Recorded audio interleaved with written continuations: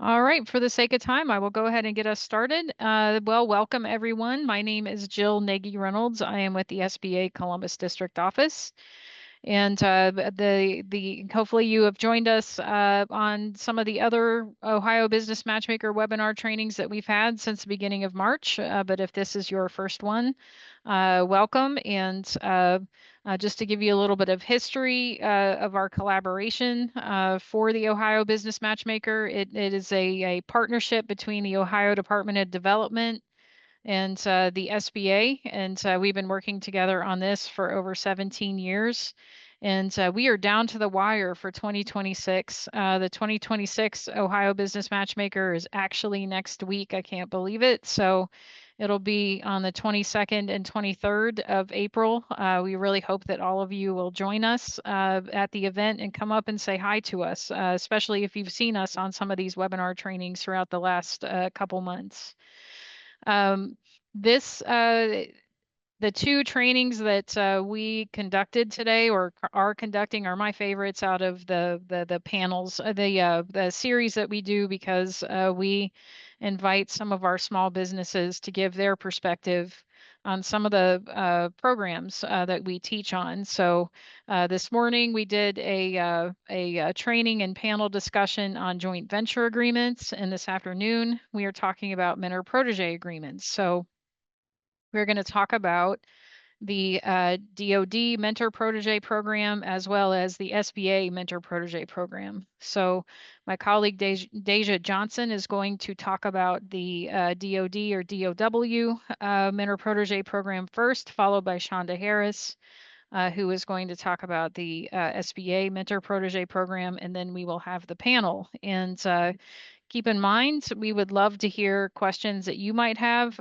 for the panelists as well. So there will be opportunity for you to put questions in the chat, both during the panel and also during the presentations. I will be monitoring the chat. If you have questions that you would like to ask Deja or like to ask Shonda, put them in the chat and I will make sure to get those out to them. So without further ado, Deja, I am turning it over to you. Thank you, Jill, and welcome to everyone who is in attendance this afternoon. Uh, as Jill said, this is our final webinar for the Ohio Business Matchmaker webinar training series. I hope that everyone that is been sticking with us for the past few months has gotten a lot out of these trainings and feels ready between these trainings and the work that they've been doing with their counselors to engage in the matchmaker next week. Fun fact, the registration portal for small businesses or for suppliers rather closes today. So if you have not already registered for the Ohio Business Matchmaker, time is ticking away, but there is still a little bit left for you to go ahead and get yourself signed up for this amazing event. Um, as Jill mentioned, I'm the program specialist for the Ohio Apex Accelerator, and here to talk to you today about the Department of War's MPP or Mentor Protege Program.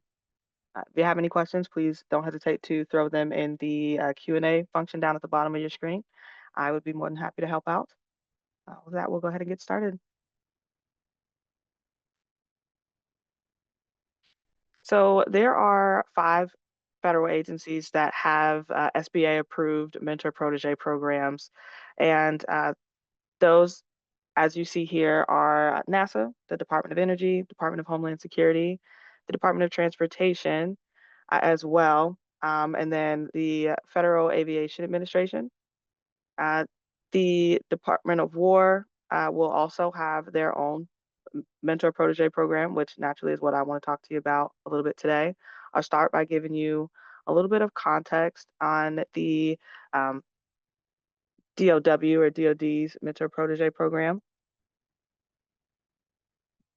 Department of War's Mentor Protege Program was established back in 1990 as a pilot program, and believe it or not, functioned as a pilot program for about 30 years or so until it was made permanent in 2023 with the National Defense Authorization Act. The reason that the DOW's MPP program came about was to address gaps and the capabilities of small disadvantaged businesses that are hindering the ability of prime contractors to meet their subcontracting goals. So we, of course, would want to take advantage of that gap that we saw with our small business contractors and our primes there as well.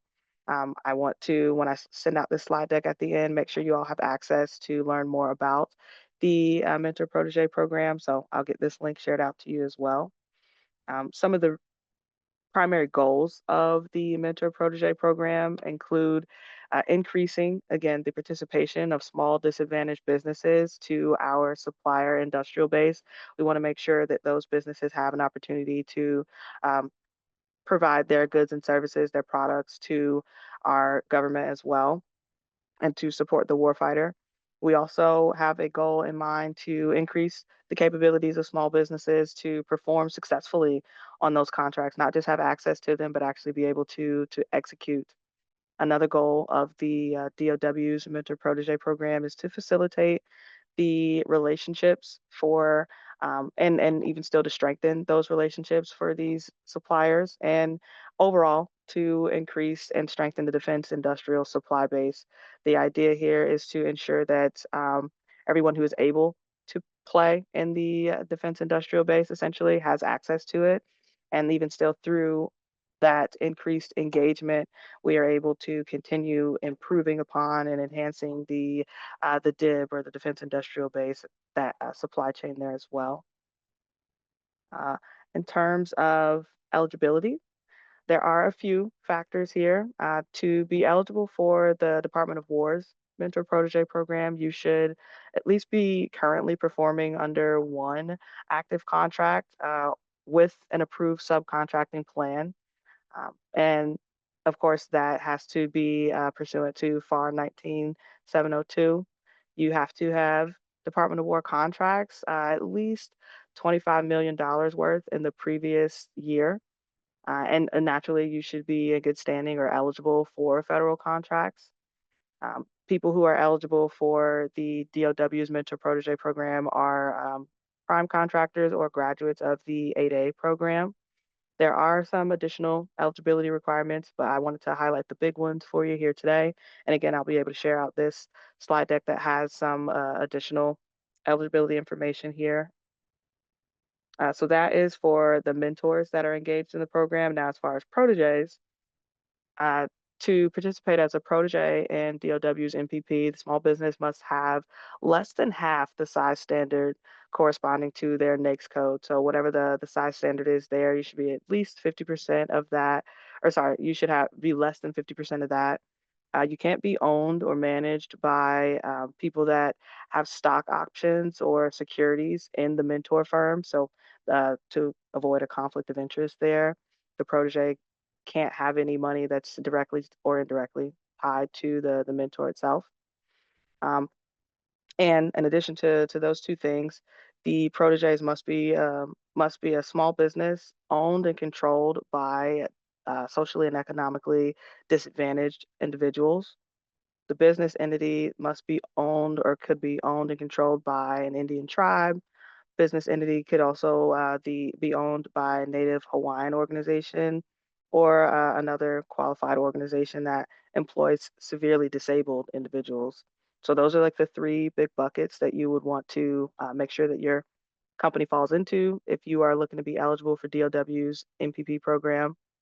Recapping that again, you should be less than half of the size cap for your NAICS code. You should not have any financial ties essentially to the mentor that you're looking to engage with, and then must be a part of one of these four groups here as well. Some other information about proteges. Also, in those buckets, you could be a woman-owned business, service disabled, disadvantaged business, hub zone business, or another catch-all, if you will, a small business that is not a traditional defense contractor or that currently provides goods and services in the private sector that could be critical to the defense industrial base and supporting some of the areas of opportunity in that supply chain. So Now we talk a little bit about eligibility for both mentors and proteges. Let's get into kind of how you get involved in this program. The first step is to identify a partner or a counterpart, if you will. Lots of people like to use the analogy that the mentor protege programs are kind of like marriages. And naturally, the first step in those sorts of arrangements are to identify, meet your partner, and engage in the dating stage, if you will.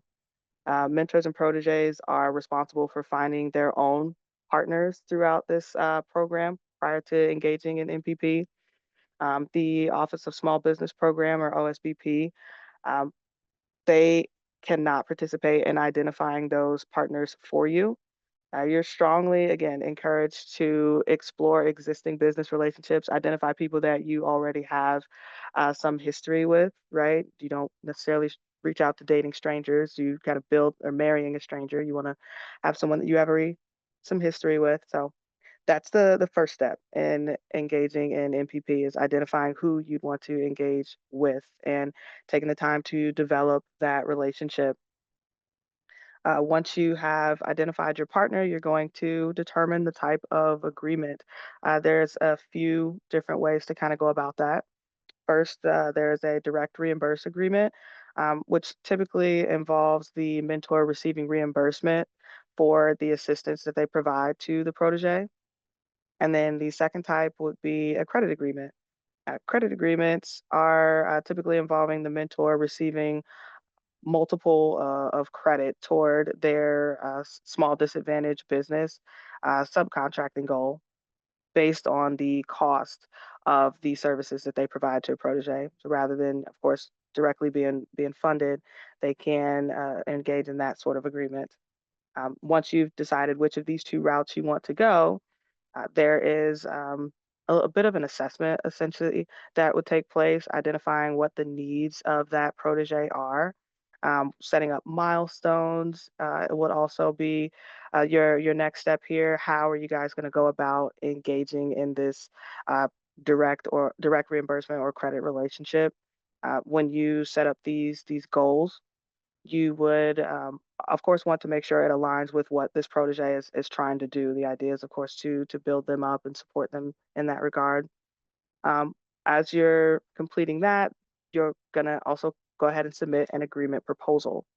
Um, Again, a couple different ways depending on which agreement you go about in your mentor protege relationship. Directly reimbursed agreement applications are going to be submitted to the OSBP, Office of Small Business Programs. The credit agreements, though, would actually be submitted to the DCMA, the Defense Contract Management Agency. So that's another difference between the credit and direct reimbursed agreements that you would engage in. But once you've taken care of the proposal, you'll of course go ahead and um, start the work. Now, credit agreements are going to start on the day that they get approved, and the directly reimbursed agreements can start on the day that is listed there in the contract. Now, there are a few reporting requirements, especially as it relates to the DCMA review process. Uh, there's some semi-annual reports that you'll need to complete, and then an annual DCMA performance review. Um, the protege has a report that they need to complete as well. Protege 2-year output reports for every single mentor protege agreement that you guys have ever seen. Essentially, DCMA annual performance reviews are also going to be critical in determining the amount of reimbursement that a mentor is eligible for, so that they can continue, of course, that agreement and the funding that they're entitled to. Um, I'll give you a little bit of information here as far as how to identify some of these mentors. Uh, and again, these links will be shared out. Um, One of them is to review the DoD subcontracting directory. You'll be able to identify, a list there of people that you might be able to engage with in terms of mentors, and then even still, there is an approved mentor list that you can look through to identify one of them. After you review those lists, ask yourself a few questions. Are you, as a protege, already doing some work for one of these firms? If you're not, then maybe think about whether or not there's a firm that you could be a good fit for that you can engage with as a subcontractor. I'd recommend working with your Apex Accelerator to identify, appropriate firms and get a strategy together as to how to engage with them and begin that relationship. If you have not already, you're going to certainly want to create a capability statement and craft it so that you can market it toward these specific mentors that you're interested in. And then, as a subcontractor, right, or as you engage in the Mentor Protege program, again, can't stress enough the importance of developing a subcontracting relationship with your prospective mentor. It's certainly going to be a relationship that you want to have had quite a bit of time in before you've decided to engage in this specific program here, just to make sure that your mentor is a good fit for you as a protege in MPP. If the prime or the mentor has a vendor registration, you're going to want to set yourself up as a contractor and then find opportunities to go to vendor events or outreach events rather that those mentors or prospective mentors would be at so that you can continue engaging with them as on different levels as well. As I mentioned before, your Apex Accelerator is going to be a huge help to identify some of these prospective mentors should you be interested in engaging in the Mentor Protege program. Some of the services we offer extend, far and beyond DOW's Mentor Protege program. We can help you with developing that capability statement that I was mentioning before, setting yourself up as a marketable protege, if you will. The Ohio Apex Accelerator offers a ton of one to one counseling services and training events to take you from the very beginning of your government contracting experience all the way out through the winning of, awards as well. Naturally, we will help with teaming, partnering, and getting you involved in the programs such as this, the Mentor Protege program. We've seen our clients experience a ton of success over the years uh, in and around the Mentor Protege program, but in total, our most recent program year that we completed, our clients were able to secure $2.1 billion or more of award dollars. And again, that includes clients that we have successfully supported in engaging in the Mentor Protege programs as well. Um, some of that is through their success as subcontractors prior to engaging in those programs. As you can see here, we do a lot of work at the federal, state, and local level, helping our clients to get prime and subcontracting awards. Now, if you have not engaged with your local Apex Accelerator, this is the link that I would certainly recommend you go ahead and access so that you can connect with one of these Apex Accelerator centers throughout the state of Ohio. That way, we can get you on track to get set up in the Mentor Protege program through laying down some of that groundwork that I have described here. So wanted to keep it short and sweet because I know a lot of our time today um, is going to be spent with our mentor protege experts here on the panel today. So that is all I have, Jill. All right. Thank you so much. I appreciate it. Thank you, Deja. Does anyone have any questions for Deja at this point? All right. And Deja, you will be at the matchmaker next week. If anyone thinks of questions or just wants to come up and say hi and introduce themselves. So thank you so much. I will now introduce Shonda Harris. She is with the SBA Columbus District Office and will be providing training on the SBA Mentor Protege program today. Shonda, I will turn it over to you. You so much, Jill. It's funny. Jill and I are usually facilitating these webinars. So now I get a chance to present. So thank you, Jill.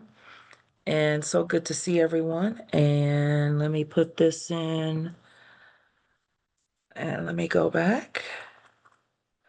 All right. And I think I'm gonna turn off my camera. Hang on. There we go. All right.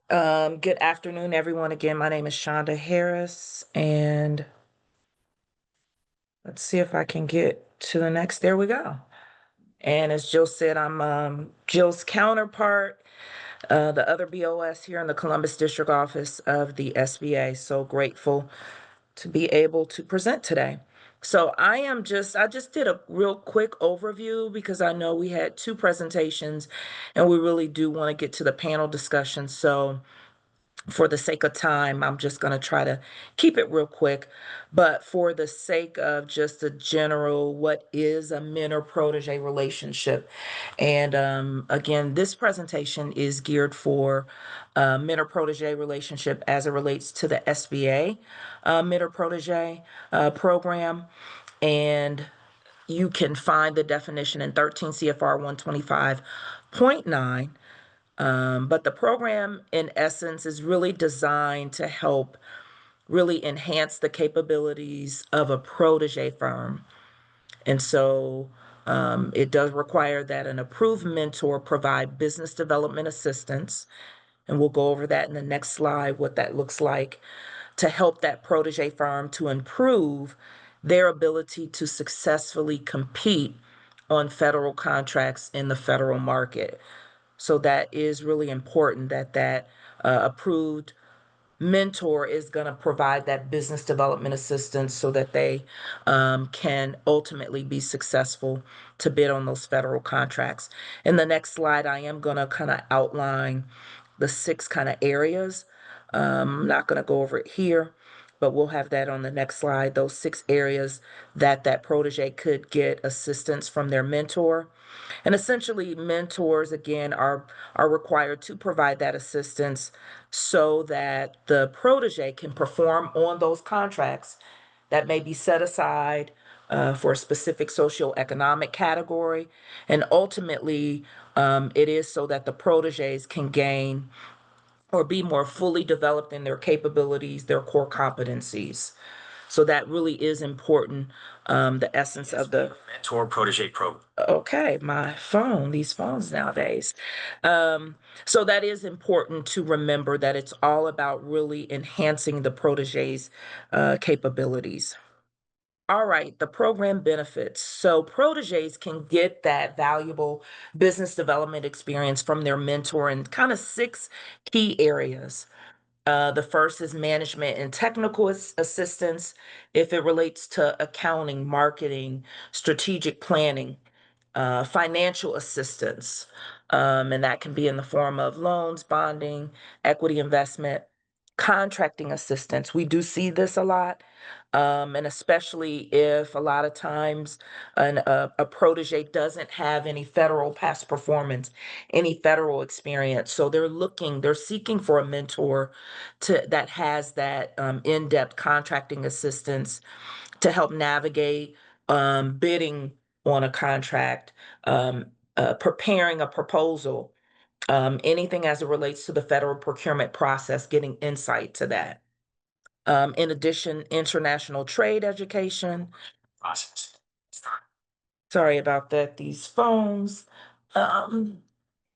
International trade education, business development assistance, and that can be anything from strategy to identifying specific contract or award or even partnership opportunities, and then general admin assistance like HR or even security clearance support.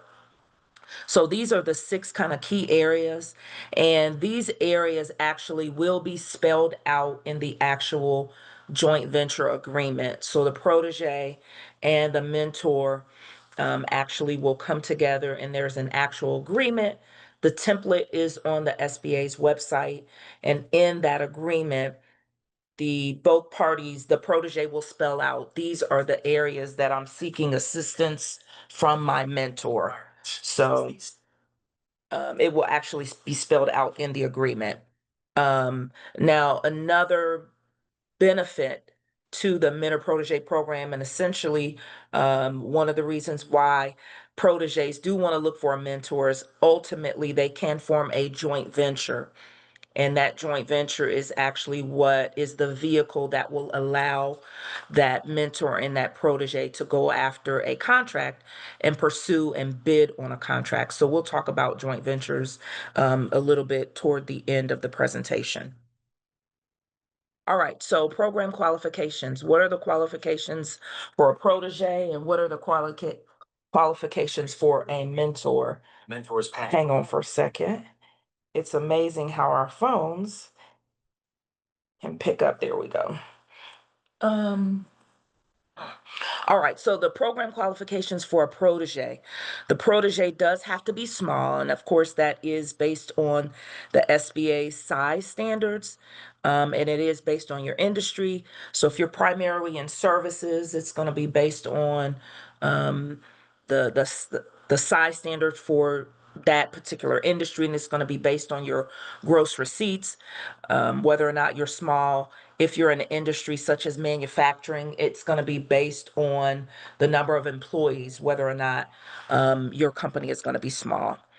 You do have to already have a mentor that you have identified. The SBA is not going to find a mentor for you, so that is that onus is on you, that responsibility.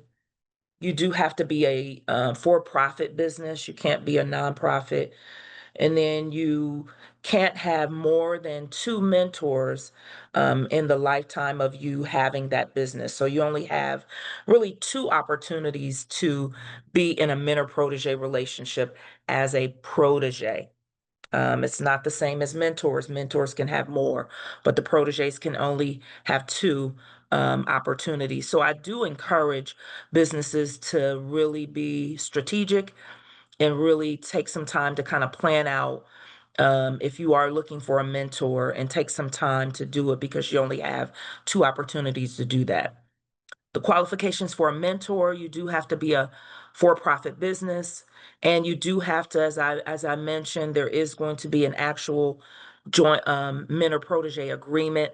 So whatever's spelled out in the agreement, those 6 kind of key areas, that mentor does have to fulfill their responsibilities. So if they said that we're going to provide business development assistance, we're going to provide management and technical assistance, we're going to provide contracting assistance, helping with proposals, whatever that mentor has spelled out in the agreement, they do have to fulfill those responsibilities. Also in the agreement, it does have a timeline.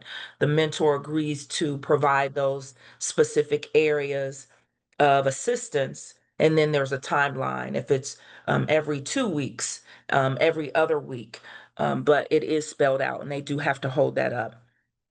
They have to have good, they can't be on the disbarment list, and they can't be suspended. They do have to have good character.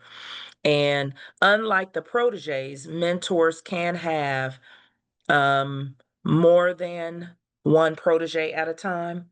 If that is the case, it could be up to 3. They do have to have different NAICS codes.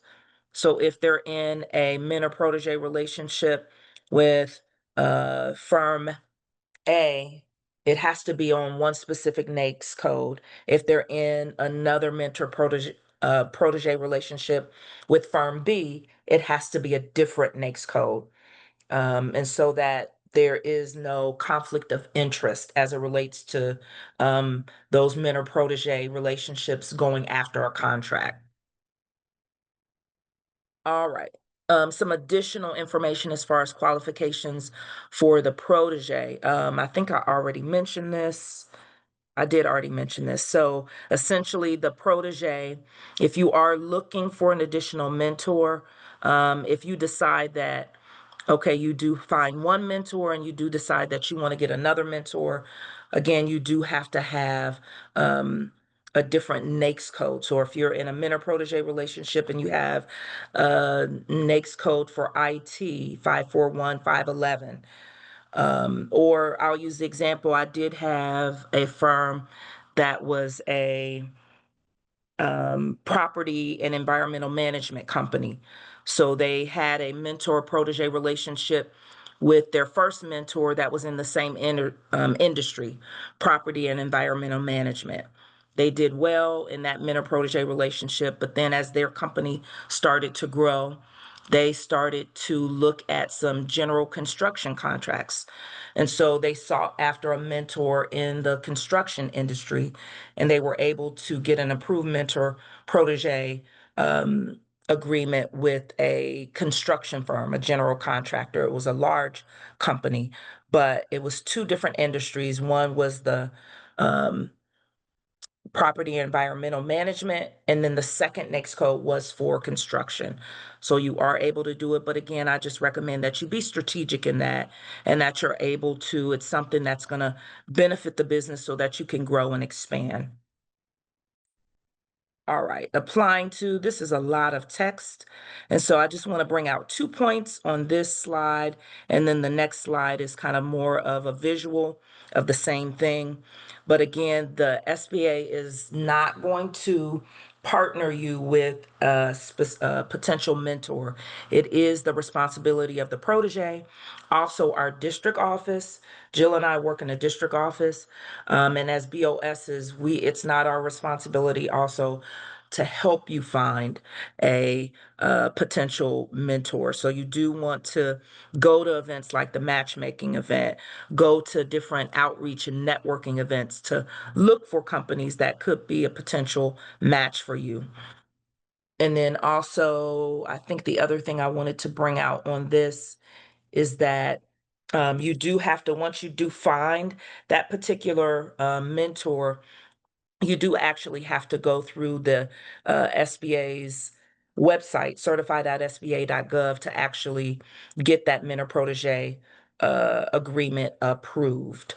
I'm going to skip some of this because the next slide has it more in a visual. So here are kind of the next steps as you're applying. You do select your mentor, and again, that is on the protege to find that mentor. You are going to register in sam.gov, and that is the vendor portal where all federal vendors must be registered. You'll get a UEI, you'll get a cage code. You do already have to have that established before you look to apply on the certified.sba.gov website. And essentially, that is, I believe this system is still the current system that houses the Mentor Protege program, where you submit your application and then also where you submit your renewal. But I believe at some point this is going to transition to the My SBA Certifications website, the new portal, where all of the other certifications, the applications are set up. It's just not set up to handle it right now. So the old Certify system is still the system of record for the Mentor Protege program.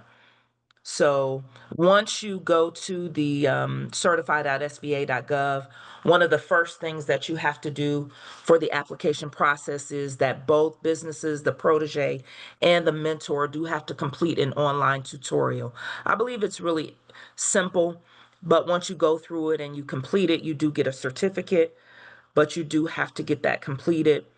Also, a part of the application is the actual mentor protege agreement.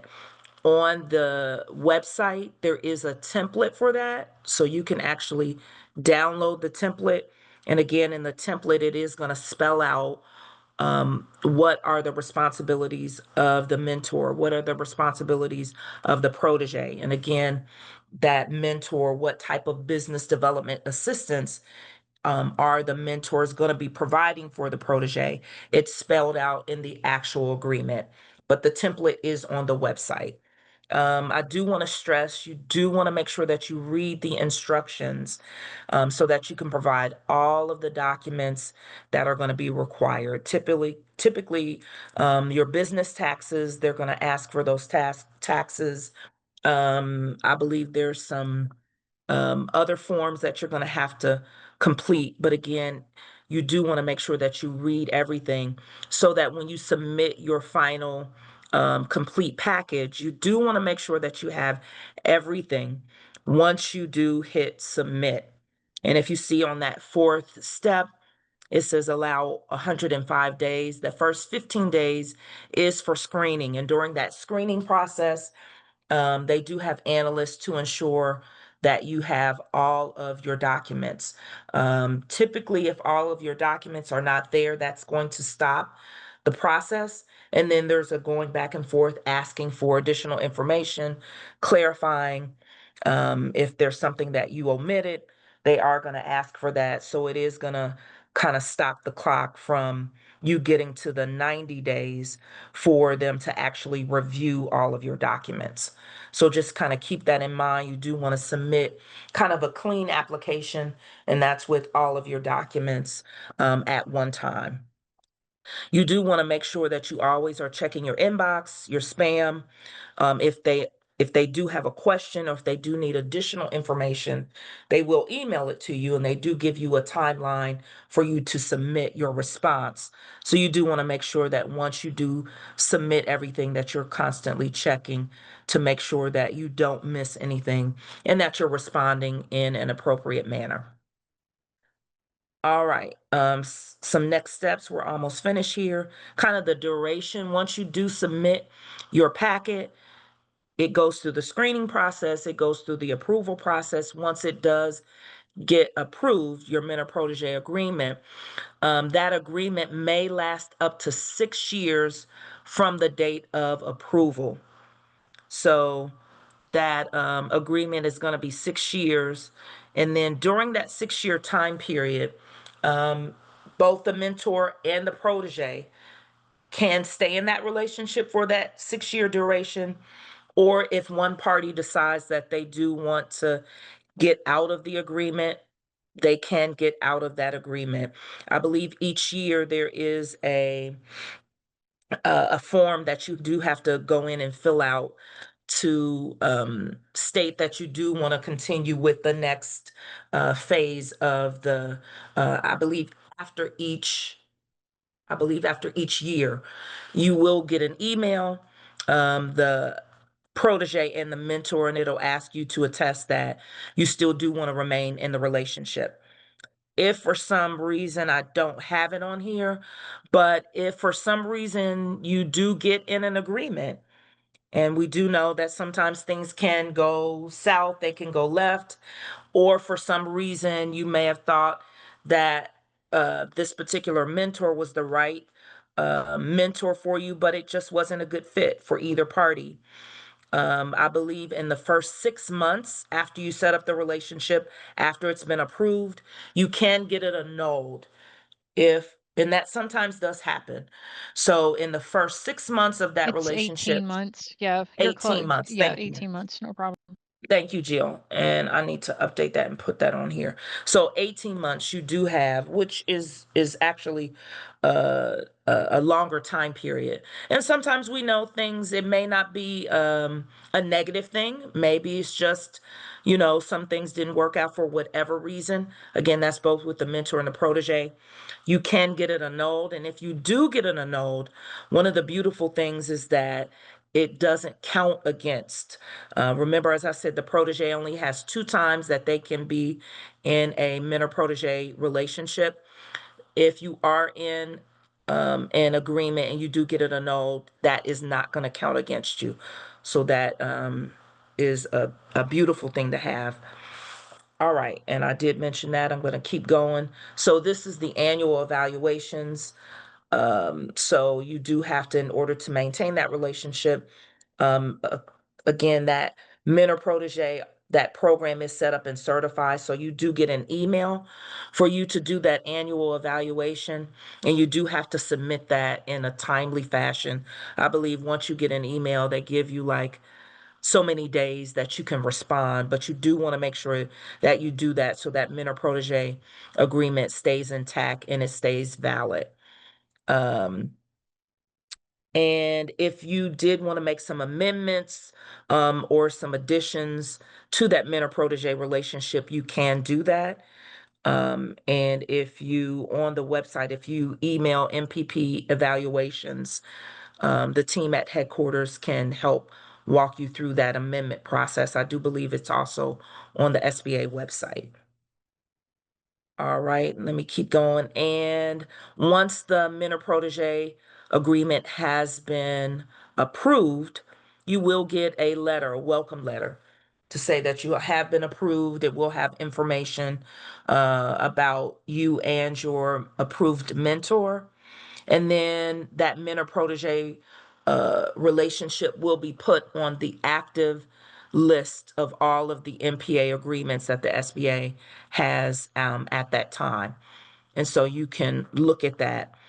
And that's also good in the event if, like I said, we talked about the annulment, if a relationship was terminated or annulled, that may not necessarily show up on the list, but you can also email the MPP email that was just on the last slide. If you do, sometimes contracting officers do want to check, sometimes programs do want to check to see if you are in an approved relationship. So having that letter, being on the active list, you may need to show that. But if you do have an issue, you can always email the SBA at mpp@sba.gov email to ensure that you have an effective date and everything is verified. If you did need to show that to a contracting officer or to an acquisition staff. All right, some other considerations, as we said, if you you get an approved mentor protege agreement, again, that is for business development purposes only, where that mentor is going to provide some type of assistance to a protege to help that protege build their capabilities or their core competencies. But if that mentor protege team did want to go after a contract, they are going to have to form a joint venture.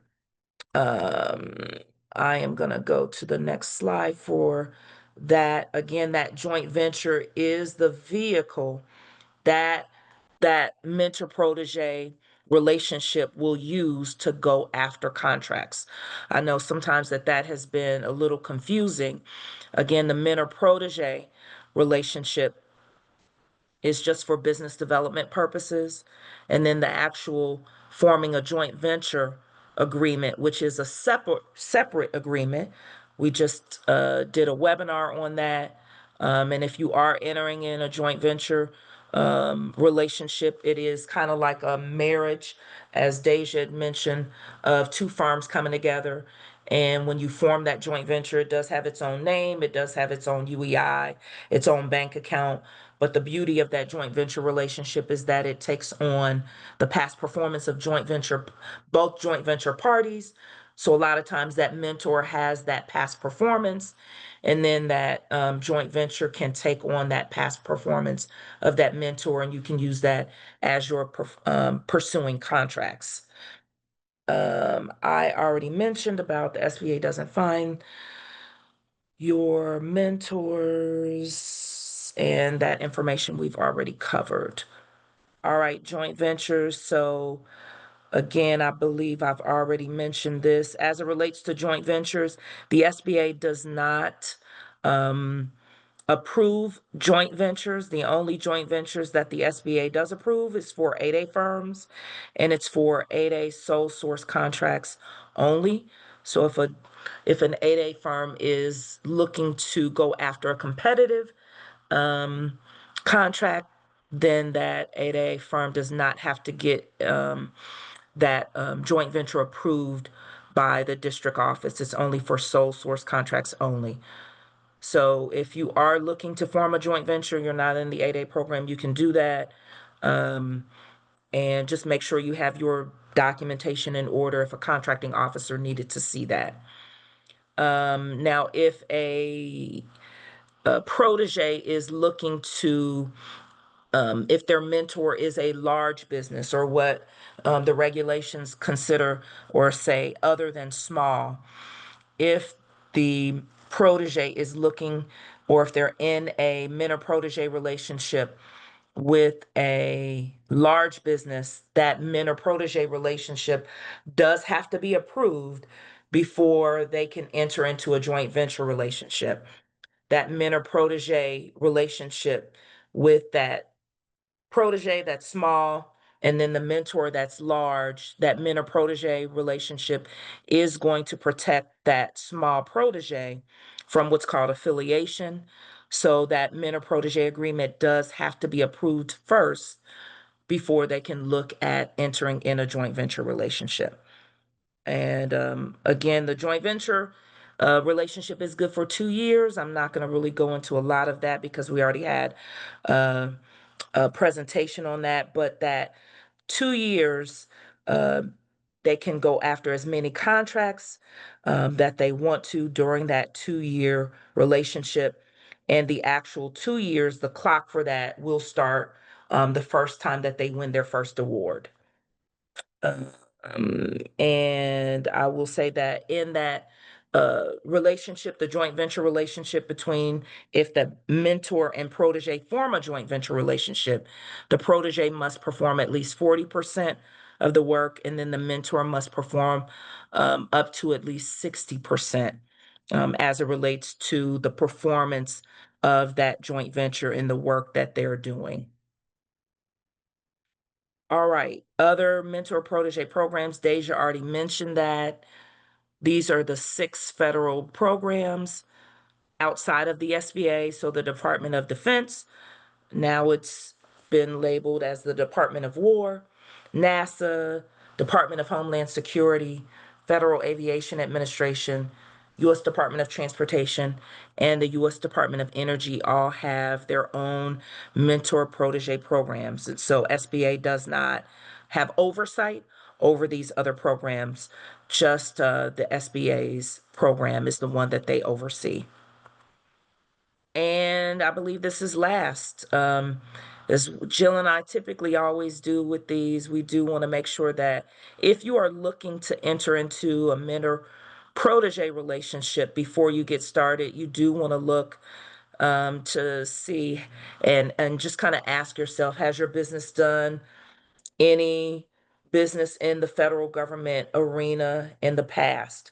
Maybe you haven't, and maybe that's why you're looking for a mentor and looking to enter into a mentor protege relationship. But you do want to make sure that you do have some past performance. You do have some understanding about how the federal government works. Maybe have you subcontracted at the federal level? You've been a sub, maybe to a prime. That will give you a good understanding because you do want to have an understanding about federal government contracting, how it works, so that when you go into your mentor protege relationship, you do have a good foundation. Is your business financially prepared to support a large contract or large contract award?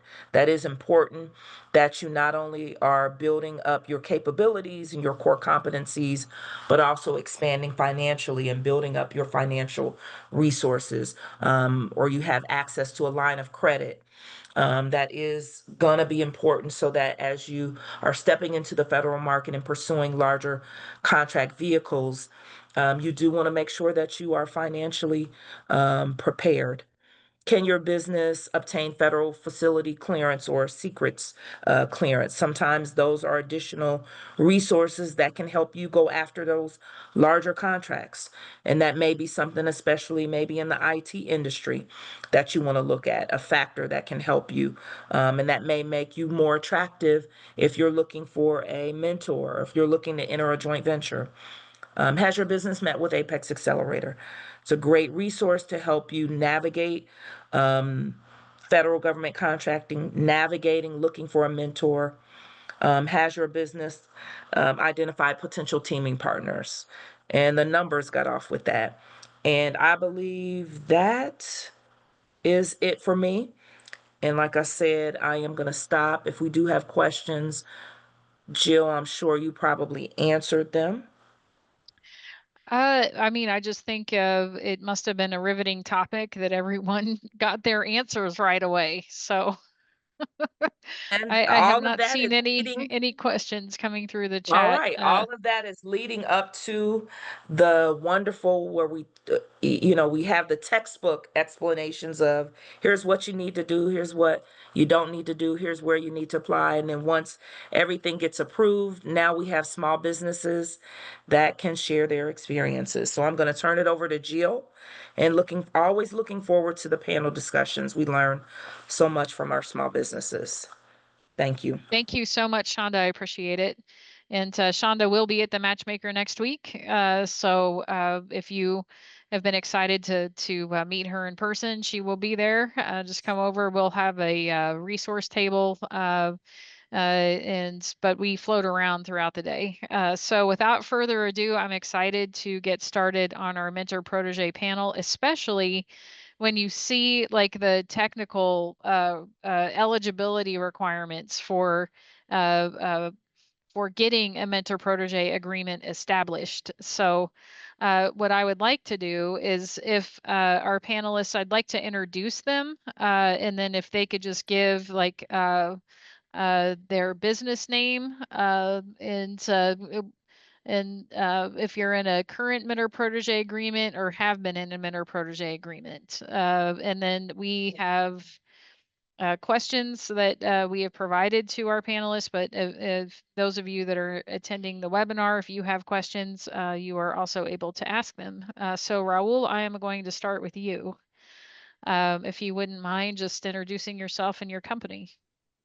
Hi, I'm Raul Sierra. I'm the president and CEO of Siertech. We're headquartered here in Beaver Creek, Ohio.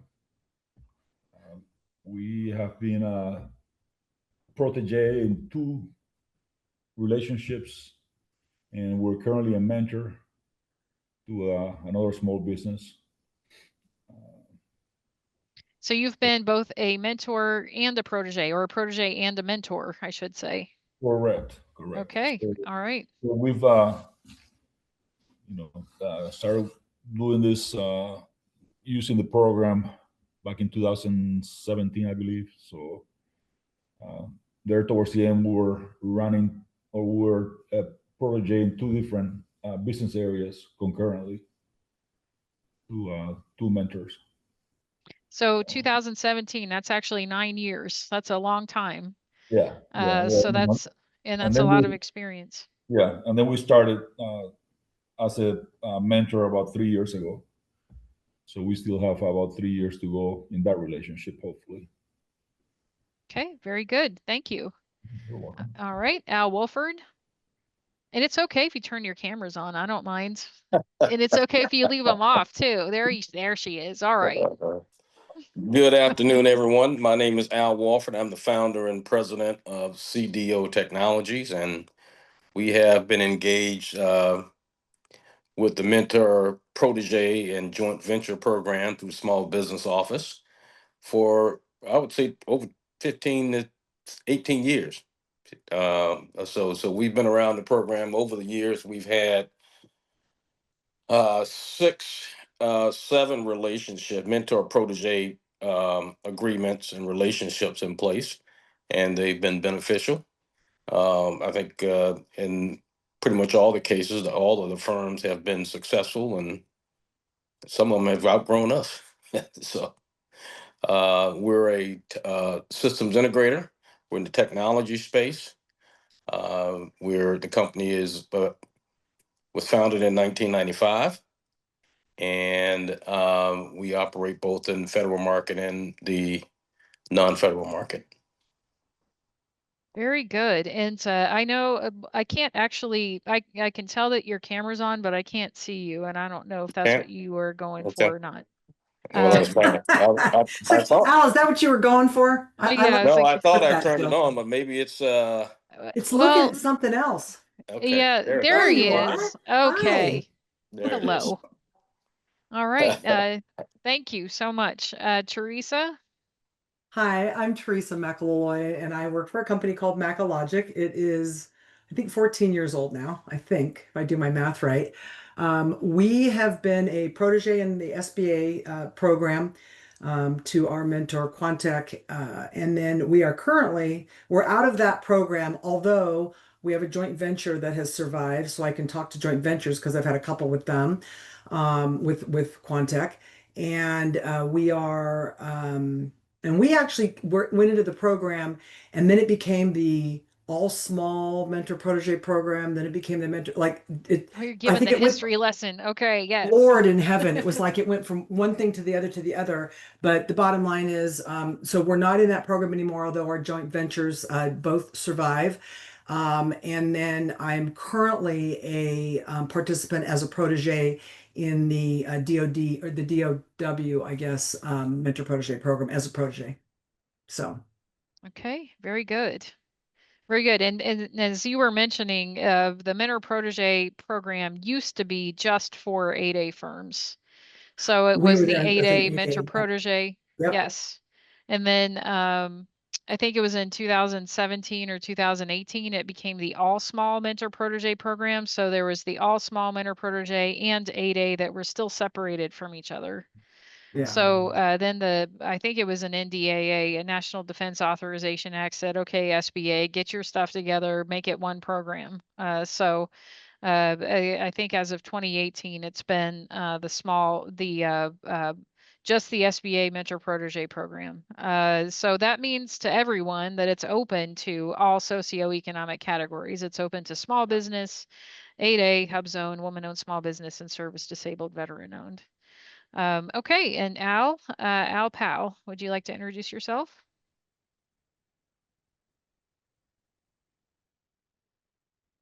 Hello, can you hear me?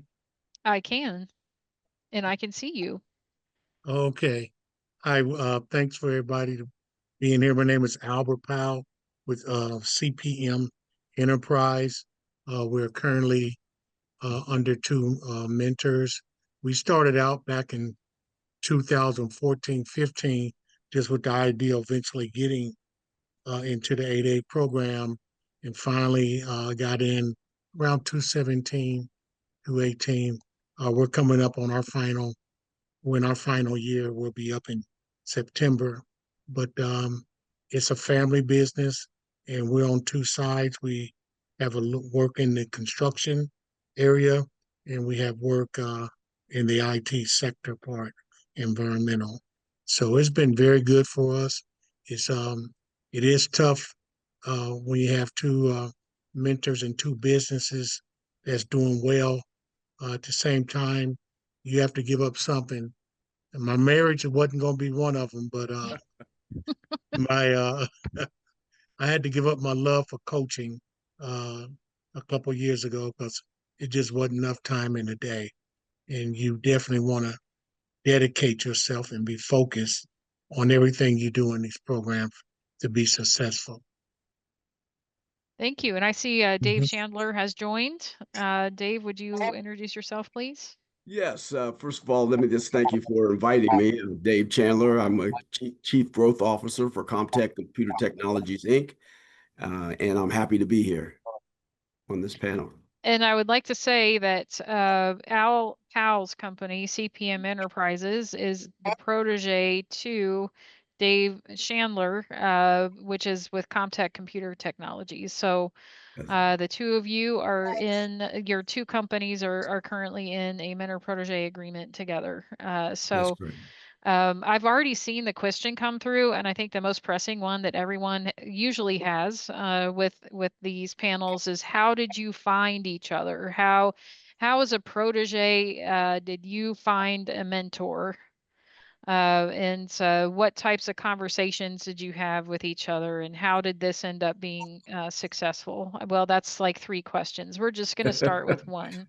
Okay. How did you find each other? So, and I can see Teresa, she's on my top left, so I'm going to start with her. And you're muted.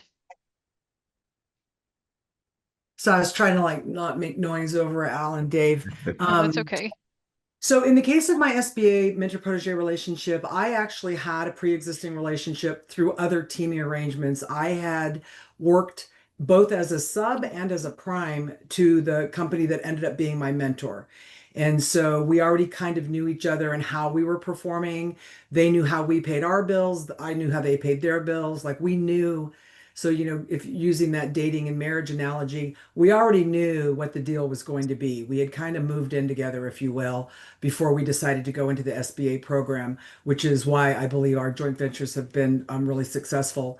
In the case of the Department of War Mentor Protege program, there is an annual Mentor Protege conference. It was just held, and if you've got to go, great. That is a wonderful opportunity. They do a speed dating thing, and the matchmaker thing next week, I think, is very similar, where you'll have an opportunity to talk to a lot of companies.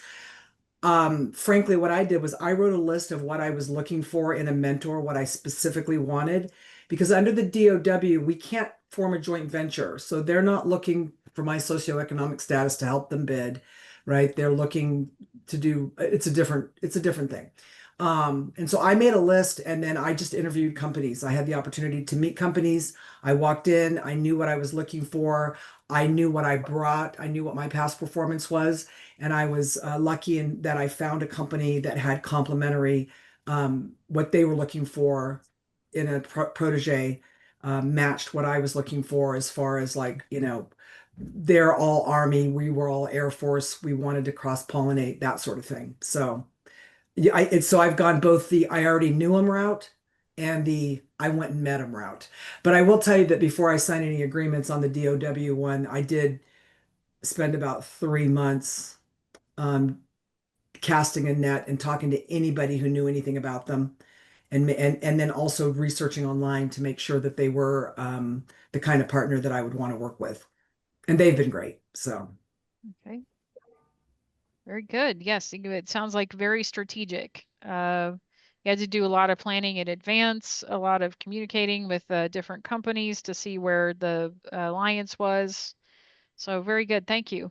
Al Wolford. So I think there's various reasons for us over the years, since we've had, about 6 MPs in place over the years. There's been various reasons as to how they evolved. One such reason could have been, because of relationships. I think in some cases, there have been relationships. In some cases, there have been because the two firms lined up best for an opportunity in a certain region. We've had that. But a lot of it has, I would say, from our perspective, has been through relationships and that we've had with owners over a period of years. Very good. Raul, and from a perspective of being both a mentor and a protege.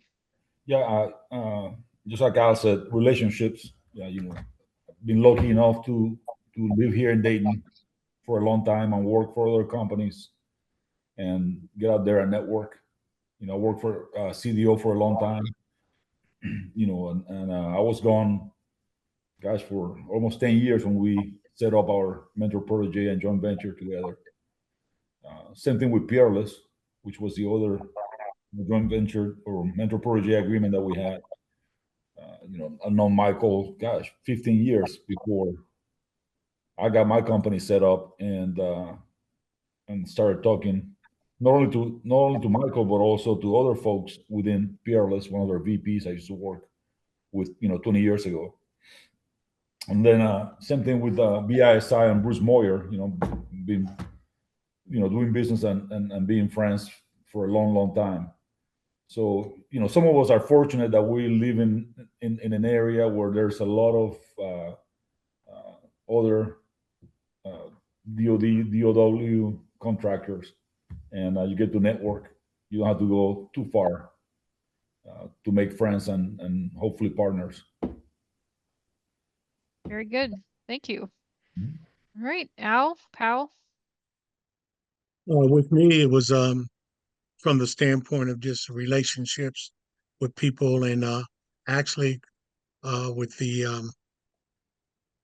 one mentor, I was at a program in Columbus, and the person was on one of your panels, and I looked up and said, "Oh, that's a classmate," and we got to talking, and things lined up as such that we could work with each other and get this going. But the good thing about that was just didn't take that you know the person, we still vetted each other. It's important that you vet. Um, on the As I started working on that side of industry, I saw opportunity on the construction side. So again, a relationship developed with the person that I knew, and it was a perfect storm in my case, that I was able to get two good mentors and two good NASCOs to keep us busy. Great, thank you. And Dave? Yes, I just want to basically piggyback on just about what everybody was saying. The certainly the industry days, matchmaking events, and all of those are very important things to do. But I think what the others were saying, the relationship has been probably one of the major things. Mr. Powell mentioned vetting. The vetting process is definitely very, very important that you do. And then basically collaborating and looking at your capabilities across the different companies. But certainly the communication, the relationship, and the vetting aspect of things really are key. But again, the relationship, I believe, over time, getting to know the companies, getting to know the principals, and working together, I think that is the key. Thank you. And this is a question I'm just going to address to the panel at large, and whomever would like to respond is free to respond. What are some best practices on maintaining a positive business relationship with your mentor or your protege? What are some recommendations of what you would do or not do to maintain that good working relationship? Well, one thing definitely, you have to communicate. Communication and meeting. You cannot go 3 and 4 weeks and not talk about the business or the weather, no matter what. You have to communicate. You have to know what you're going after. Everybody's got to pour their load, and you got to hold each person accountable, from yourselves as managing partners to your back office. And that's the only way things are going to get done. You cannot take long periods of time off. Things will pass you by, and you'll be wondering why you didn't get nothing. So that's how you kind of maintain it. I agree. I mean, the clock is ticking, right? As soon as you sign that agreement, especially as soon as you win a contract, right? You have then 2 years to use a joint venture. So definitely communication is important. Also, make sure that you understand that you can't over rely on a mentor, or a mentor can't drain the resources either of the protege. You have to have clear lines. Mm-hmm. Otherwise, it can easily go, in a way where one of the partners is doing a lot more than the other one. So you have to stick to the agreement. But yeah, communications, and that's very important.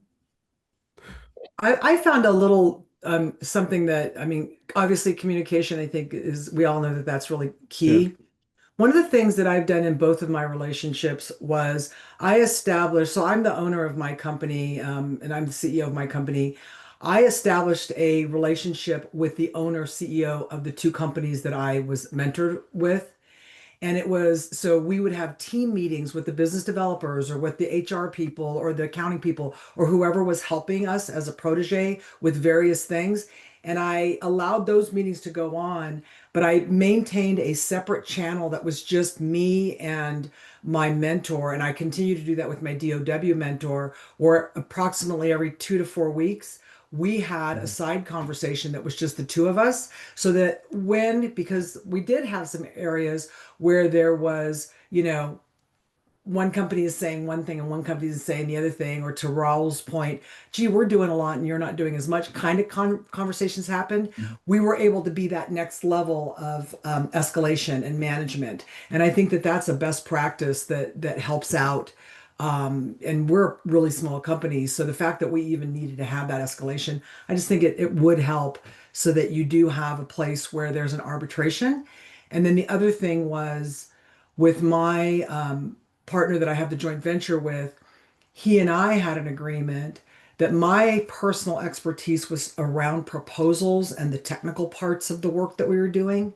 And his expertise was around pricing and the financial strategery of money, if you will.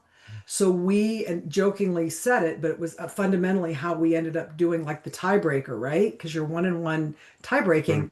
Our tiebreaker was I was the quote queen of proposals and he was the king of pricing. And so when we didn't agree, which happened very, very rarely, we each knew how we were going to defer. So I think establishing that early is a good practice as well. You know, one of the things I would like to bring out is I find myself here with the group, and I believe that most of you are owners of your company, and I kind of am the chief growth officer, so I'm kind of like a step below that, and kind of representing Mr. Al Stephen, who is the owner and CEO. But one of the things I can see at my level that I know that because we're getting into the nuts and bolts of things is just what Miss, as I think it's Teresa. Teresa was saying is that there are some established clear roles of responsibilities and also some lines of decision and authority making and how those are clear and thought out and how do you go about executing those types of things. And having those clear lines of responsibilities and roles also make it a lot better. I guess, Jill, from my standpoint, for me, over the years, given that we have been in well over 6 MP and joint venture relationships, I think transparency is very important as it relates to sharing of information as you form. It's like you're going into marriage with someone. So I think financial transparency and making sure that piece is clear. The other piece that I think also is important is strategy. And when I say strategy, make you have to discuss strategy in terms of how you're going to grow the business and what pursuits you're going to pursue, and make sure that all of the elements in order to pursue those opportunities that you go through that process. For example, there are opportunities that require certain types of security clearances that if both companies don't have a certain type of level of security clearances, especially in the DoD market, then you're probably going to be prohibited.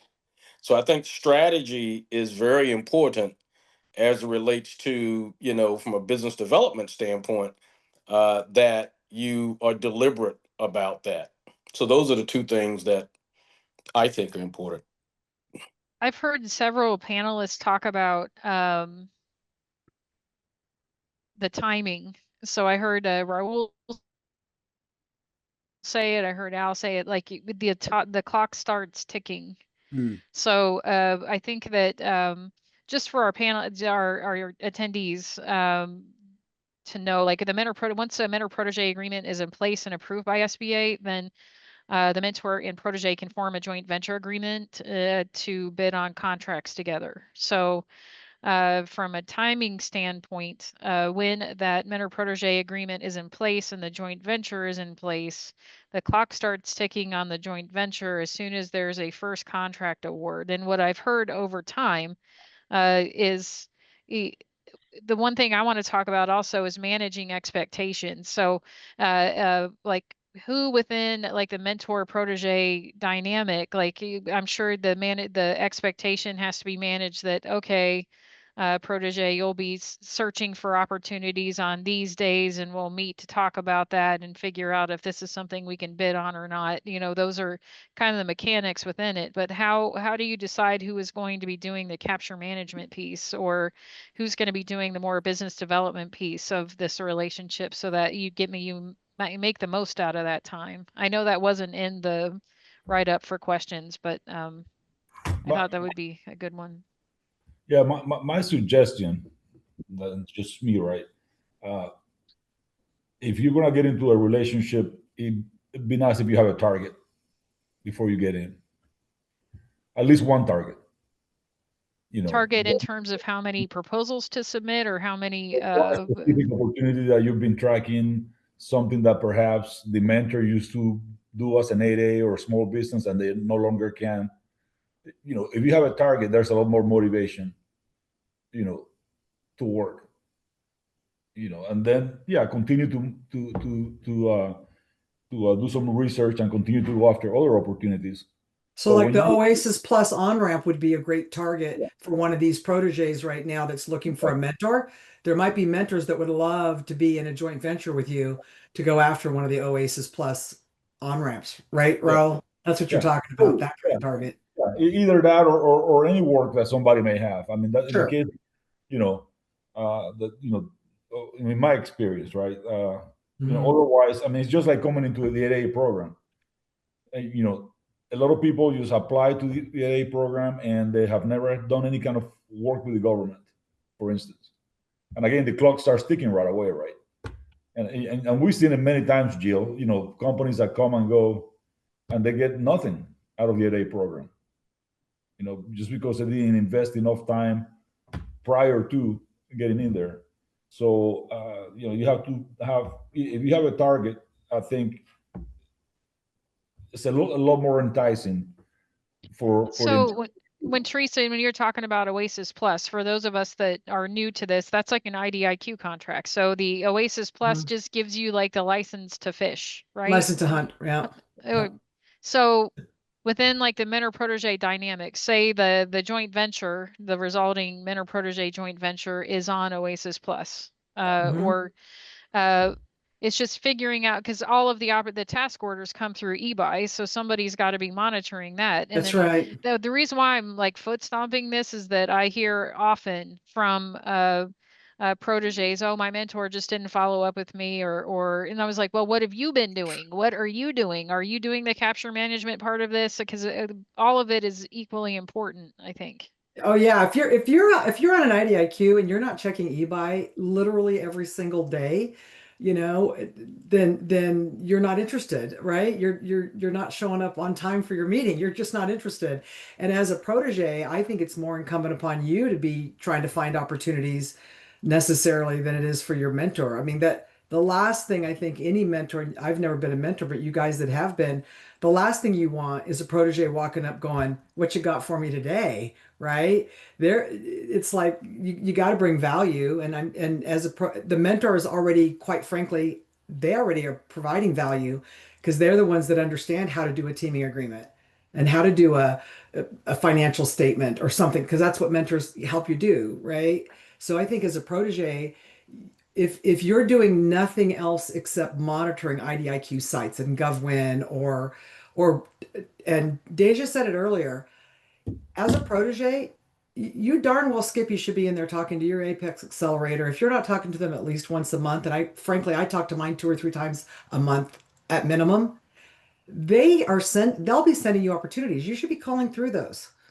So I know you always know, Jill, that when I'm a panelist, I'm going to be shaking my finger at some point, and I'm shaking my finger on this. As a protege, it's your job to beat the bushes. It's your job to get a hold of those Apex Accelerator guys and give them the NAICS codes, not only for yourself, but for your mentor, and get them the product service codes so that they can send you the sites so you can go and you can hunt, and then you can bring it back and figure out whether you and your mentor together can skin it. Because she says, the goal is by the way, business I don't development. hunt, just in case anyone's wondering. So, I mean, you hunt things, then you skin them, right? I mean, I think that's what happens. I don't know. I don't fish either. And it's managing the expectations, because we want to make sure that the protege is growing their business. And so they have to own a lot of these things. They have to understand how to find opportunities and how to bring them, and so that they're providing value to the relationship. And if you don't know how to do that, then you ask your mentor, how do I do this? Right. What should I be looking at? I mean, your mentor could give you a checklist even that says, find out where the place of performance is, or find out how far the RFP is, or, whatever that standard checklist would be that we all have in our brains. So. Very good. have you experienced challenges or setbacks with a mentor-protege relationship? What was the key to navigating that? Lessons learned from it? Because I'm sure a challenge will pop up, but does anyone have any thoughts on addressing challenges? Well, Jill, one piece of feedback for me is compliance, especially in today's market. And some of the as the rules evolve from the Small Business Administration perspective, and as making sure that your agreements continue to stay in sync with the changes in compliance. There are a lot of protests these days, and sometimes you can get entangled into that. But I would say, keeping an eye on compliance from the perspective of your agreement staying in sync with the changes in some of the regulations, because there has been protests over the past couple of years that basically attack some of the compliance issues of joint ventures that you don't always expect. So that is one thing I think is a watch out for companies that do have agreements in place. Mm-hmm. Do you mean as joint venture or the mentor-protege agreement itself? Sorry, The joint Raul. ventures as well, both. I would say the joint Okay. ventures, ensuring that compliance, that you check those, you check the alignment. We've been through it. I've been through it with Raul and Comtech, making sure that your agreements are in sync with some of the change in laws or regulations that evolve. That because if you win an award, you want to make sure somebody can't come back and say, well, you didn't dot that I or cross that T. Yeah. If I might add, also, one of the things is the pace in which you go after work, and to make sure that again, the expectation in terms of how aggressive that you go, and the decision making during that process, and even the risk tolerance associated with it. So I would offer that up as those lessons learned in terms of going after work. Certainly the pace, if you're not in line with the pace and how each one of you are working together, and then along with that pace is the decision making and the risk tolerance associated with it. I think, go ahead, Raul.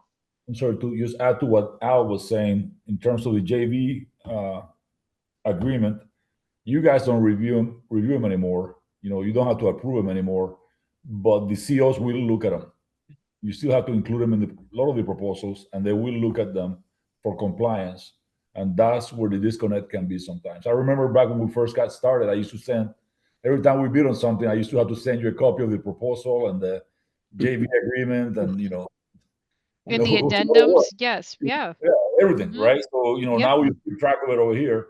But the COs will still look at that stuff for compliance. And that's where to Al's point, that's where you can get in trouble if that joint venture agreement is not up to the latest changes from the SBA. So yeah, and I'm not sure that's a good thing or not. We're that now the joint venture agreements no longer have to be approved in advance. Like that's a change. And because of that change, it created a lot of confusion for a lot of contracting shops for a while once that change went into effect. Jill, I think we have seen that, and given the rise in protests over the years, I think it's something that you really want to, from a compliance perspective, keep an eye on, because it's one of those things that I call it a gotcha. Absolutely. Gotcha. Okay. No, and I've heard what all of you are talking about with an increase in protests, and I've also seen it, and it seems like the reasons for protest may be something that the person that protested knows won't follow through, but it stops the whole acquisition process. Exactly. And it creates a lot of headache on a lot of different fronts. Exactly. I remember Al Stevens, who's not here today. He was on a panel one other time. He's actually the owner of Comtech. I remember him talking about the win rate because a lot of firms get discouraged. They might put their heart and soul into a proposal that they don't get. And I think he told me, or he was on a panel, and he's like, I think for every 10 proposals we submit, we might get one win. And I don't know if it just to provide a little bit of context, like for firms that are like, I didn't win, so I'm not going to try anymore. And this could really affect like the mentor protege relationship too in the joint venture if you submit a proposal and don't get it, and then nobody wants to work on anything anymore. So how do you keep that momentum going? Well, Jill, Win. I think it's a mentality that you, again, I think it goes back to the relationship. And it's a mentality that, you have to have with whoever you're partnering with around being competitive. I mean, it's a very competitive space, okay? And, you're not going to win all of them. And you want to make sure that's where I talked earlier about strategy. You want to make sure that you talk through strategy because, you may submit 20 and only get one, but that one might be a big one. Okay. So, you have to have that competitive edge and competitive nature about yourself. And I think that goes back to mentality and making sure that you have that type of relationship between the leaders of the companies. So I heard you say submitting 20 and getting one. You might and submit 20 and get one. for people that are new to government contracting, that sounds horrifying. But because of the blood, sweat, and tears that goes into it. But that's it. You get better at it over time. Yeah. Yeah. We call them learnings. I mean, if you're going to submit a proposal and then say, well, I'm not good at this because I didn't get selected, good Lord in heaven, girl, go home. There you go. Yeah. You're in the wrong business. You Yeah. you have to develop a thick skin and understand. And the thing about it is, one thing that's, well, maybe this is helpful to people that feel that way. One thing about the federal space is that you can ask for a debrief and you get more or less information in a debrief. But the bottom line is when you lose, and actually when you win also, this is another, I hope you guys are all doing this. You always ask for a debrief, whether you win or lose. And when you look at it, you can see, oh, it's because my past performance wasn't clearly stated, or oh, my price was way too high, or unrealistic, or whatever your issue is. I have a little sticky on my desk. I'm at my home office now, but at my office, I have a sticky that says win or learn. Those are your only options. Yeah, it's tough. And even with a coaching background, you want to win everything. Yeah. It just don't happen that way. But you don't stop shooting free throws. You keep going, and you'll get on a streak as a company and win 3 or 4 in a row. But that only softens the blow for the 12 or 15 that you lost in a row. But you keep going, you keep going, because that one other, that 4 you won may be one of those big ones, may be on one of those big ships that's going to ride you for the next 5 or 6 years. But or strategic. Right, set you up for the next one, right? What do they say? You can't take, please everybody. You're not ice cream. right. But you got to have tough skin. You have tough skin. So what is it? Shoot while you're hot, or shoot until you are hot? Yes. That was what I used to tell my son. But shoot. You got to shoot. And you just if first the added if at first you don't succeed, try again. It's just like in just being consistent, like just with anything. It's being that consistency, and that's where it comes to communication again, and making sure you show up for each other in that mentor protege relationship, and meet with each other, and And you're not uh, submitting and waiting, right? You're submitting and submitting again and submitting again and submitting okay, again. good point. So, Yes. so you're never, hopefully you're not sitting there, boy, gee, I sure hope we won that proposal we put in last month, right? Hopefully what you're doing is the proposal's in. Yay, the proposal's in. Okay, what are we doing on the next one? I mean, you should always be churning. And one of the things that I've done with both my mentors, we talk about don't let too much time go by without talking to them. With both my mentors, weekly meetings. Weekly. I've never gone more than a week. I mean, unless somebody's like on vacation or whatever. I don't go more than a week without talking to them, even if it's just to say, hey, things are just plugging along. And I think that's you know, I think that's a best practice is you have at a minimum a 30-minute set aside time, and maybe you only use 10 minutes of it, but you have a 30-minute set aside time that you are talking protege to mentor. And it could be about anything from, hey, we're trying to figure out what the best way to file our stuff is, like, keep our files clean, or we're trying to figure out, what the best T's and C's in our contracts are. Like, one nice thing about both the SBA and the DOW mentor protege programs is, as a protege, if you show up to your mentor and you say, I want to learn and I want to be a stronger partner, the mentors, Roland, yeah, I'm sure the mentors that are on this call would say, yeah, you want to learn how to do forward pricing rate agreements with DCAA? Sure, I'll show you what I've done. Like, they want to help us. They get something out of being a mentor, absolutely. But part of what they get out of being a mentor, I think, is, you know, giving to the next group, to the next generation. And Very something good. else too, you have to be prepared. This is not a Monday through Friday work for the mentor or protege. No. Your worker's glad it's Friday at 5 o'clock. But we've all talked to each other on Saturday and Sunday after church. It don't stop. You have to stay ready and moving ahead. Like you said, once you get one on to the next one. But this is a 24/7 type operation, at least on our side. Very good. I had a question. The older I get, the quicker it leaves. Where did it go? It was in my head. I was going to say it. Back along the lines of just making sure that you're staying consistent and always on to the next one. Oh, okay. I remember. So, I always like in the eligibility criteria for mentor protege, SBA requires that the mentor and the protege put a timeline in for how often they'll meet.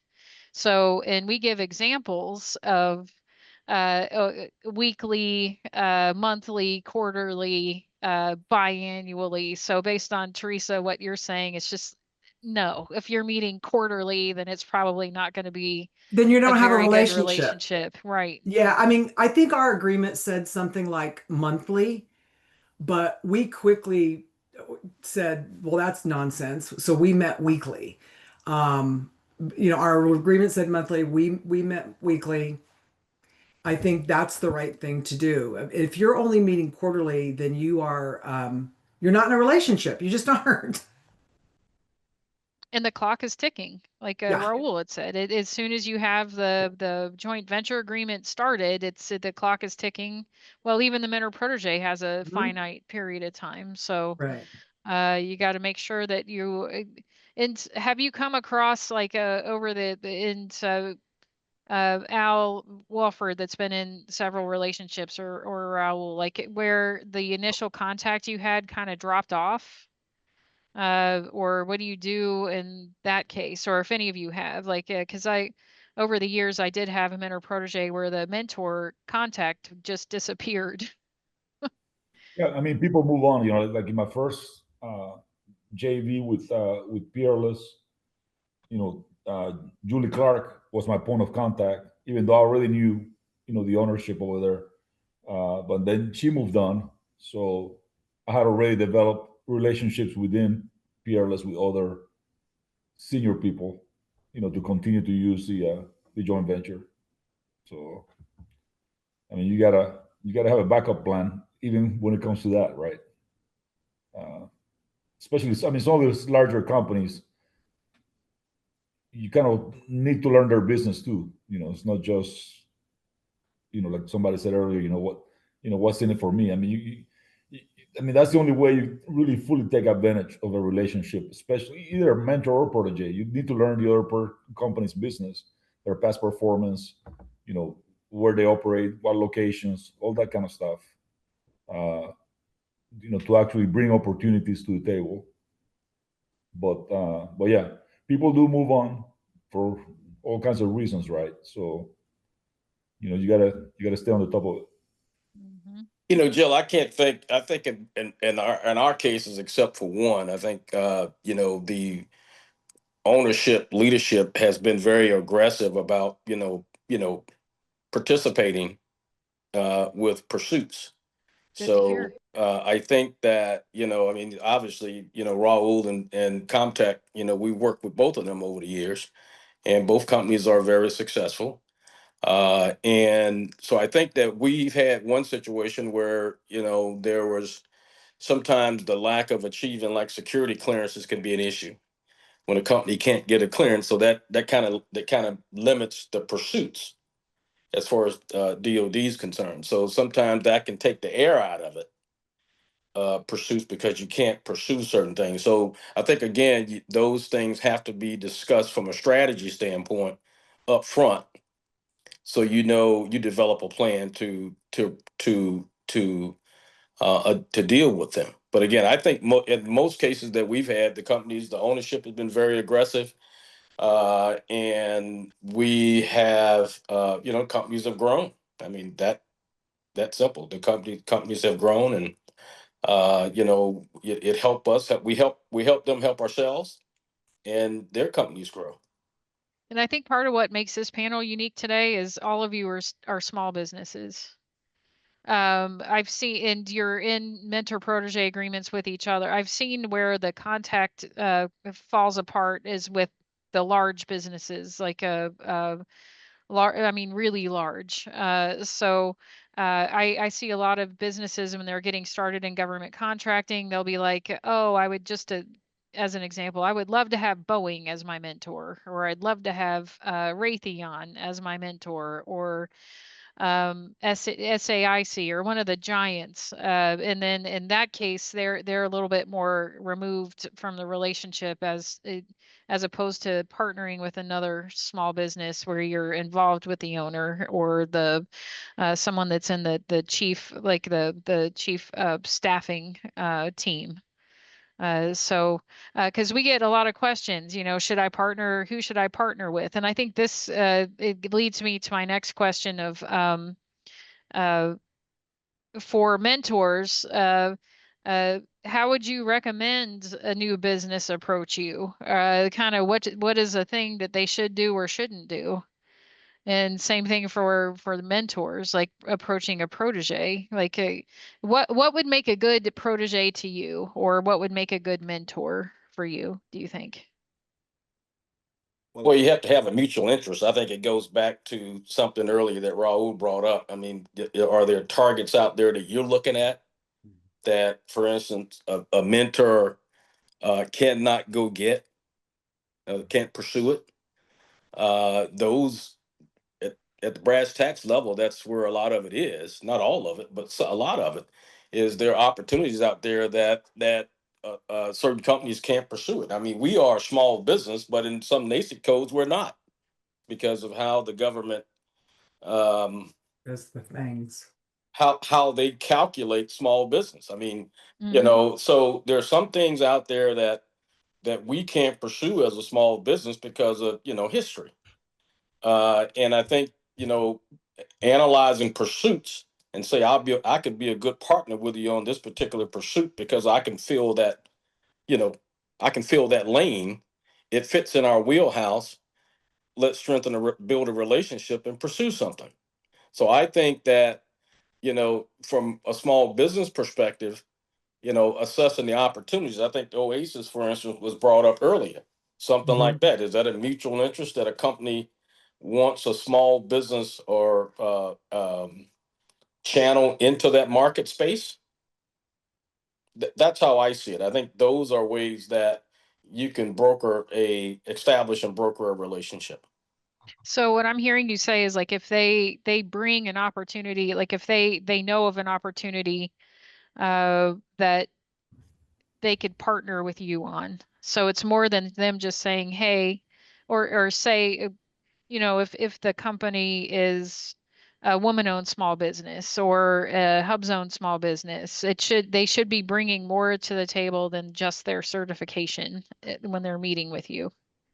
I think it'll help, Jill. I think those things add value. Hang on just 1 second, my son.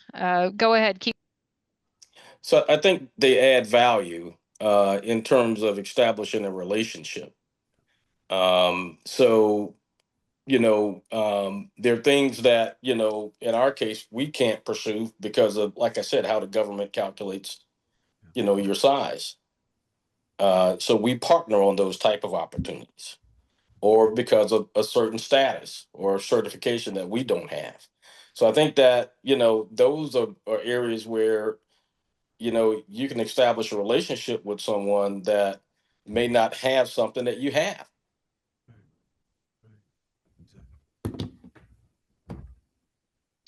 Very good. Thank you. Thank you. Now, for those who are new to government contracting, or if they're new to the mentor protege relationship, I think we've touched on some of this. How can they best prepare for their first government contract? Are there things that you wish you had known before you won your first award? And I think this is an important discussion because none of us want to get a first contract and have that be the only contract we ever get. We want to be able to improve over time and get a second contract and a third contract and a fourth contract. So when you were first getting started in government contracting, are there things you wish you had done looking back on it?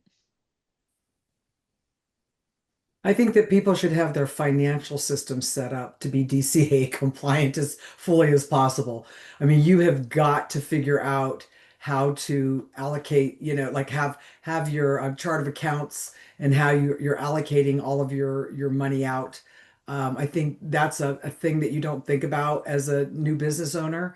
And that and these employees, it's crazy, but they want benefits. So you gotta have a plan for benefits. And if you're a brand new business in the federal space, you need to understand those basics. And then also what the appropriate networking opportunities are to meet other businesses that can support and help you. So I think, but number one, man, organize your QuickBooks or whatever your spreadsheet or whatever you're using, organize that. I could not agree more. I totally agree. Financial, financial resources too. Because you can go from 10 employees to 100 overnight, and Right. And you have to meet payroll in 2 weeks, but you're not gonna get paid for another 60 to 90 days. So So it's you have to having a relationship with the lender. lender, bank, line of credit. In the case of a mentor protege joint venture, a good relationship with your mentor that you might be able to lean, because lean on them a little bit. But that can happen. As we know, it's happened. Happened to me, right? Where I went from just a handful of employees to quite a few just overnight. So you got to be ready. I mean, you're bidding on these contracts on the top of continuing to bid. You got to be ready if by any chance you win a big one. So You want to make sure that again, echoing I think what everybody is saying, that you want to make sure that you understand as best you can, the things that you need to have in place, like accounting system. Security in the DoD space is very important. Yeah. Absolutely. Because, we've had situations where, you might win a deal, but if you don't have the clearance, you're not going to get it. You're not getting in. It's not, they're not going to, it may take too long for them to, they're not going to wait on you to get your things in place. So I think the business systems, I think even engaging with your contracting agencies and making sure that, you have met all the contract and compliance that you have to meet. Those things are so important prior to submitting any bid. And I think, making sure that you get clarity on those things from your mentor are important. Those things are very important because they can trip you up. And I've seen cases where they have.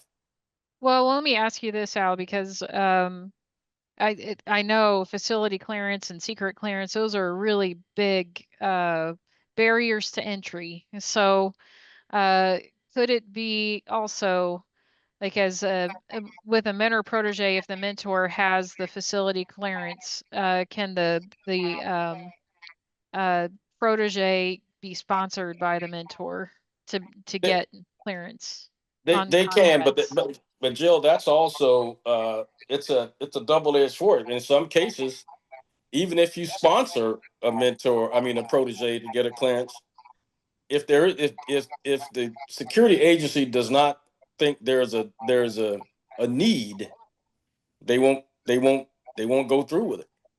So again, that process there in some cases takes a year or more in some cases. So again, you can sponsor a company for clearance, but the security agency has to see the need.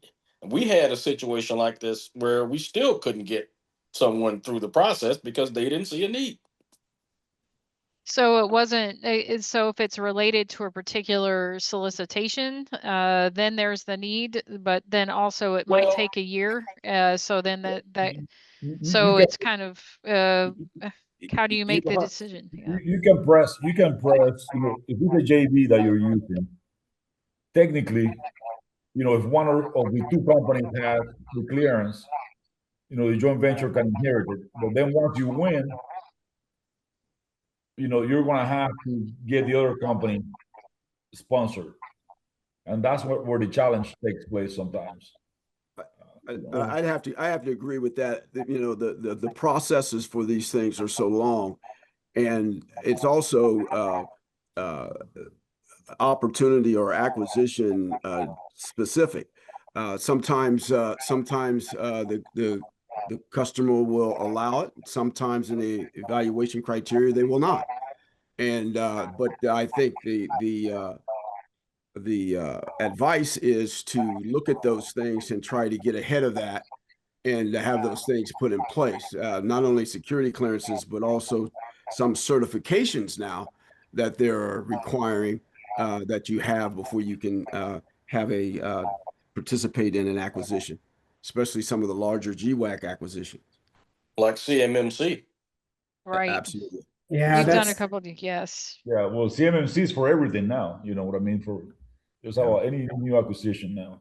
so you could go to your mentor and you could ask the mentor to, I mean, it has to be on an awarded piece of work and they have to give you a slot, right? Yeah. So you have to have like, okay, here you get this junior computer programmer or whatever, and your mentor has to be willing to give you a slot. That's a lot to ask anybody to give up a spot, Yeah. a billable spot. But if you're looking at an overall strategic plan where you, the small business, having a clearance matters, because the DCSA rules. So when I put my first joint venture in place, the DCSA rule was that the joint venture itself had to have a clearance. Yeah.